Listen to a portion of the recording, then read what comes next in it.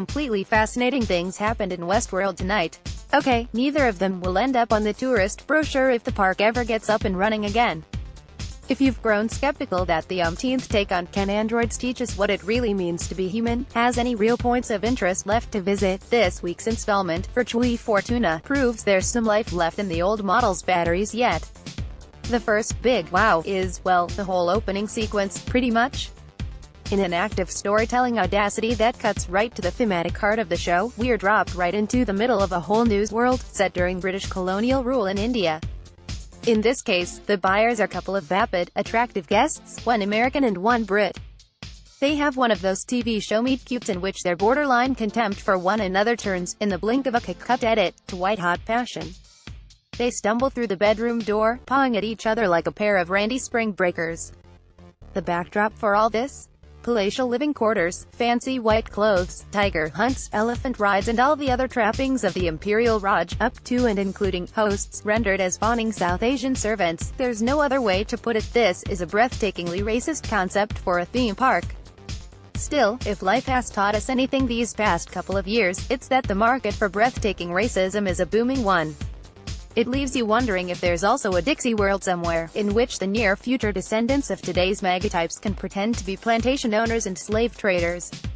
But we digress. If you're looking to depict the dehumanizing effect of extravagant wealth and capitalist exploitation, not to mention the bottom-line driven immorality of the Delos Corporation, this is a tough sequence to top. The second scene with real, raw power is a more intimate one, centered not on a couple of unknowns but on the show's main character. After securing the Confederates paramilitary to fight human security forces, Dolores discovers her one-time father, Peter Abernathy, has been mistaken for a guest, a Union sympathizer one, no less, and was taken captive. With some help from Bernard, she discovers that his mechanical mind has essentially been driven insane.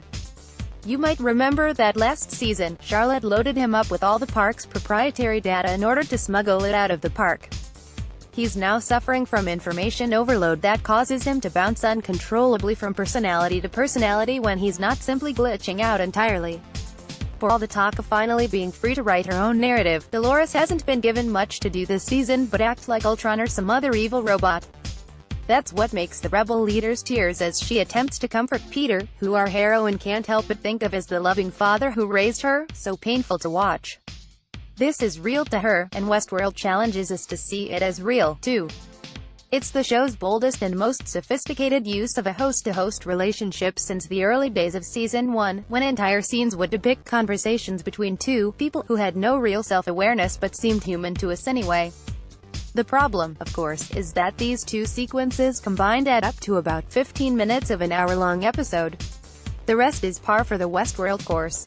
The alliance between Dolores' entourage and the Confederates is an uneasy one, with Teddy in particular objecting to the Southern soldiers' brutality. But Our Lady of the Motherboards has had one eye on betrayal all along. She uses the boys in gray as a combination of bait and cannon fodder, sealing them outside the gates of the fort during an attack. Then, Dolores guns them down en masse before blowing up the nitroglycerin mines beyond the walls and sending both Southern fried bots and human attackers to Kingdom Come. It's a fitting enough end for a group of gunslingers who are essentially the Ku Klux Klan minus the sheets. But the battle itself is lackadaisically staged by director Richard J. Lewis, a CSI veteran, with all the combatants displaying a strange lack of urgency. The big explosion itself has more smoke than fire. In a post-Blackwater world, it falls short as both action spectacle and war is hell horror. Dolores allowing her bow to free the outraged survivor Major Craddock and his men instead of executing them during the aftermath is the kind of, well, we're gonna need these characters later, decision that makes way more sense in the writer's room than on screen, too. Maeve and company, meanwhile, literally head underground to escape Ghost Nation warriors, including one of the men who raided her village and separated from her daughter, as seared into her traumatic memories. There they discover some old friends, the annoying technicians Felix and Sylvester, an odd couple of cats, those two, and Armistice, the atomic blonde bandit with the snake tattoo who used to run with Hector Escaton. But the blasé reactions of obnoxious narrative writer Sizemore, Maeve's prisoner, to everything his host companions do and say undercuts the drama at every turn. When he sees a fellow human run past while engulfed in flames, he reacts by just saying, "Holy shit," like it's a particularly cool video game cutscene. He continues to challenge the realness of his captors' feelings for one another, too. The point is probably that he's a human chauvinist pig who cares about no one but himself, but in a way, his who cares, fuck you attitude undercuts that point. If he really wants to survive, wouldn't seeing the horrible ways in which other people are dying freak him out? And wouldn't he avoid deliberately goading the androids, whether or not their emotions are pre-programmed?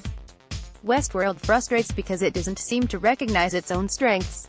Hint, they don't lie in lines of cliched dialogue like, "We ain't so different, you and I," or in raga-fied instrumental cover versions of the White Stripes' Seven Nation Army, as heard in the opening sequence, Up, or in a predictable cliffhanger in which a samurai attacks Maeve's group when they arrive in Shogun World.